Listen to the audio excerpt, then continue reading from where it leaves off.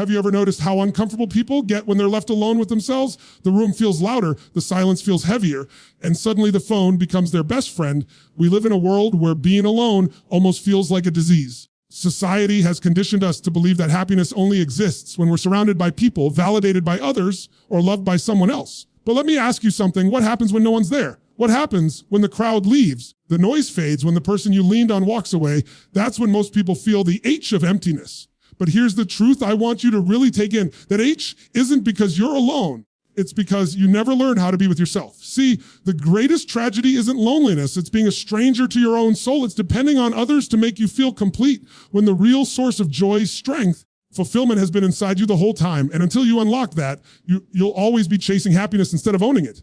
This isn't just about enjoying quiet time.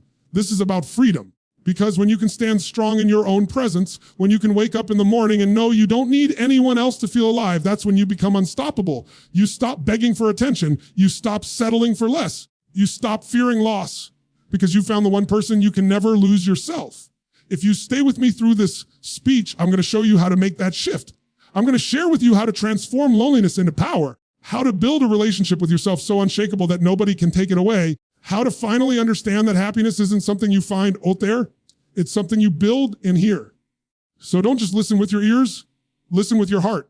Because what I'm about to share could be the moment where you stop running from yourself and finally step into a life of peace, confidence, and true happiness, even when you're completely alone. Most people hear the word alone and instantly attach it to pain, emptiness, or rejection. They think if they're alone, something must be wrong. It's as if their worth is somehow tied to how many people surround them. But the truth is, being alone is not the enemy. It's the training ground for everything you want in life. The problem isn't solitude. The problem is the meaning you've given to it. You've been taught to believe that loneliness is weakness, when in reality, it can become your greatest strength if you shift your perspective.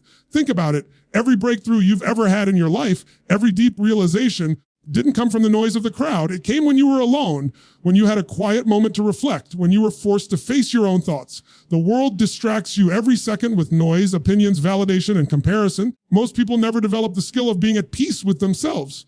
They fill the silence with endless scrolling, endless entertainment, endless chatter, because they're afraid of what will show up in that silence. The silence is where the answers lie. The ability to sit with yourself, to breathe, to hear your own thoughts without needing to escape them. That's self-mastery. It's not easy because in that space you'll meet your fears, your insecurities, your doubts. You'll hear the voices you've been avoiding by drowning them out with other people's presence. But here's the beauty. Once you face those voices, once you confront the truth about what you're really feeling and why, you take back your power. The very thing you thought was weakness becomes the foundation of your strength. Most people try to fix loneliness by chasing someone else, hoping another person will silence that inner discomfort. What happens when that person leaves? You're back to the same place, only weaker than before because you've given them responsibility for your happiness. The shift happens when you realize that being alone isn't about missing something outside of you. It's about discovering everything inside of you that you've been ignoring. Alone time is where you start recognizing your patterns. You begin to see where you've been settling, where you've been avoiding growth, where you've been trading your truth for acceptance. It's in solitude that you get brutally honest with yourself because there's no one else to impress, no one else to pretend for. That honesty might sting at first, but it's also the doorway to transformation. When you stop running from being alone and instead lean into it, you discover how much power you actually have. You start to realize that your happiness was never dependent on the outside world. It was always waiting inside of you, buried under the noise. You stop looking at solitude as punishment and start seeing it as practice. Every time you choose to embrace it, you're strengthening a muscle most people never develop. And just like in the gym, the more you work that muscle, the stronger you get. Imagine living your life in a way where you no longer fear being alone. Imagine knowing that no matter who comes and who goes, no matter what changes in the world around you, you are solid. You're not dependent on anyone else's approval, not desperate for someone to validate your existence, not terrified of silence because you've turned silence into your ally. That kind of strength makes you magnetic. People feel it. They see it. And ironically, the more comfortable you become with being alone, powerful your connections with others become because you're no longer attaching to them out of need, but out of choice. The shift from loneliness to self-mastery begins with this simple truth. Solitude is not emptiness, it's space. Space for you to grow. Space for you to heal. Space for you to reconnect with yourself on the deepest level. If you can stop labeling it as something negative and start using it as fuel, you'll never fear being alone again. You'll welcome it because you'll know that in that quiet space, you are building the kind of strength and clarity that no one can take away from you. And once you step into that space with courage, you'll discover that you were never truly alone in the first place. You are simply being reintroduced to the most important person in your life, yourself. The truth is, every relationship you will ever have in your life mirrors the one you already have with yourself. If you don't love being with you, if you don't respect your own boundaries, if you don't enjoy your own company, then every connection you create with others will carry that same emptiness. You'll expect them to fill a gap that was never theirs to fill. And that's why people keep ending up disappointed, because no one else can complete you. Most important relationship you'll ever build is the one with yourself. And until you master that, nothing on the outside will ever feel like enough. Think about it. If you walked into a room and met someone who constantly criticized you, ignored your needs, never acknowledged your strengths, and always compared you to others, would you want to spend time with them? Of course not. Yet so many people treat themselves exactly that way day after day. They speak harsh words to themselves. They tear themselves down in ways they would never accept from a friend. Then they wonder why they don't feel whole. You can't expect joy to blossom in soil you've been poisoning with your own thoughts. Building a relationship with yourself starts with awareness. It's choosing to listen to that inner voice and asking, am I my own friend or am I my own enemy? It's noticing when you beat yourself up for mistakes instead of learning from them. You compare your journey to someone else's instead of honoring your own. It's recognizing that your worth doesn't come from what you achieve or who validates you, but from the fact that you are here, alive, breathing, carrying untapped potential inside you. When you begin to enjoy your own company, you unlock a new level of freedom. You don't need constant distraction. You don't need constant validation. You can sit alone at a table, take yourself on a walk, even travel by yourself, and instead of feeling incomplete, you feel empowered because you're not waiting for someone else to make your life exciting. You're creating excitement from within. That shift changes everything. It takes you from being needy to being abundant, from being dependent to being whole. And here's the beautiful part: when you strengthen that relationship with yourself, your relationships with others become healthier too. You're no longer desperate for someone to fill the void, so you don't cling, you don't settle, you don't tolerate disrespect. You start choosing people not out of fear of being alone, but out of genuine alignment. You attract stronger, deeper connections because you're coming from a place of strength, not scarcity. Some people think love is selfish, but it's the opposite. When you fill your own cup, you're able to give more to others without resentment, without strings attached. You're not loving them because you need them. You're loving them because you choose to. That's the purest kind of love there is. So how do you build that unshakable relationship with yourself? You start by keeping promises to you. Every time you tell yourself you'll do something and follow through, you build trust with yourself. That trust is the foundation of self-respect. You also start by celebrating small wins, acknowledging progress instead of only criticizing shortcomings. You make time for yourself, time to do things that light you up, that recharge you, that remind you of who you are outside of roles, titles, and expectations. Over time, you'll notice something powerful the more you nurture that relationship. The less you crave constant approval from anyone else. You become enough for you. And from that place, everything changes. You walk differently. You speak differently. You set higher standards. People sense it. The world begins to respond to you differently because the energy you give off is no longer one of lack. It's one of wholeness. The most important person you will ever learn to fall in love with is the one looking back at you in the mirror. Because when you fully embrace that person, when you build a bond so strong that nothing can shake it, you unlock a life of freedom, peace, and power. And that's when you'll realize you were never waiting for someone else to make you complete. You were simply waiting to recognize that you already are. Most people waste the time they spend alone.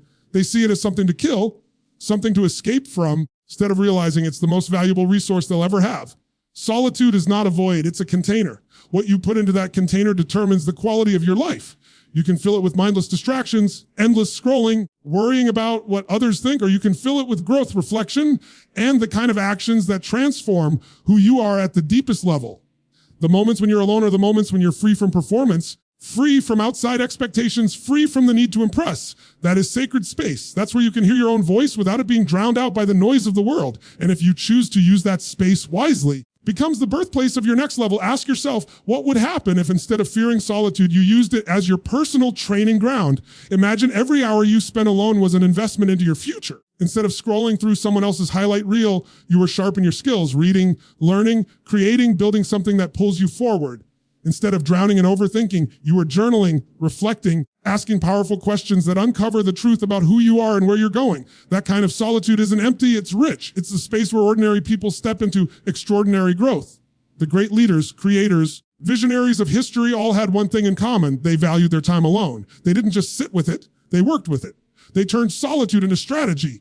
They used it to build their vision, to imagine what others couldn't see, to prepare themselves so that when the moment came to step into the world, they were ready. The same principle applies to you. Every minute you choose to use your solitude as growth time, you're separating yourself from the crowd. Because the truth is, most people aren't willing to do it. Most people are terrified of sitting with themselves, terrified of doing the hard work of growth in silence. That fear keeps them trapped at the level they're at while you have a chance to rise. Think about it like a gym for your mind and spirit. Alone time is where you strengthen your discipline, your creativity, your resilience. It's where you practice keeping promises to yourself. It's where you stretch the limits of what you thought you could do because there's no one to distract you and no one to rescue you. That's silence. That's where you build mental toughness. That's stillness. That's where you tap into clarity that can cut through all the confusion of daily life. But growth in solitude isn't always comfortable. Sometimes you'll confront truths you don't like. You'll see habits that have been holding you back. You'll realize how much time you've wasted running from yourself. That discomfort is the signal that growth is happening. Just like in the gym, the burn means your muscles are growing stronger. In solitude, the discomfort means your mind and spirit are expanding beyond what they were before. Most people turn away at that point, but if you lean in, that's when transformation begins. And the reward is freedom. When you know how to use solitude as growth time, you stop being dependent on the world to push you forward. You become your own driver. You wake up with energy because you know you've been investing in yourself. You don't fear the silence because you've turned it into your most powerful tool. When life throws challenges at you, you have the strength, the clarity, and the discipline to handle them because you built it in those quiet hours when nobody was watching. So the question is, how will you use your solitude? Will you run from it, wasting it on distractions that numb you but never fulfill you? Or will you embrace it, transform it, and use it to build the kind of life that others only dream about? Because when you turn your alone time into growth time, you stop seeing solitude as a curse. You start seeing it as the greatest gift you've ever been given. We live in a world that constantly tells us happiness is somewhere out there. It's in the next promotion, the next relationship, the next purchase, the next trip, the next like on social media.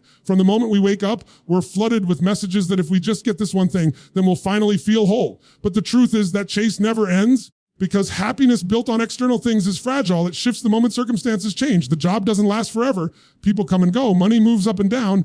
And if your sense of joy is tied to things you can't control, then your happiness will always be unstable. Happiness has to be redefined, not as something you find in the outside world, but as something you cultivate within yourself.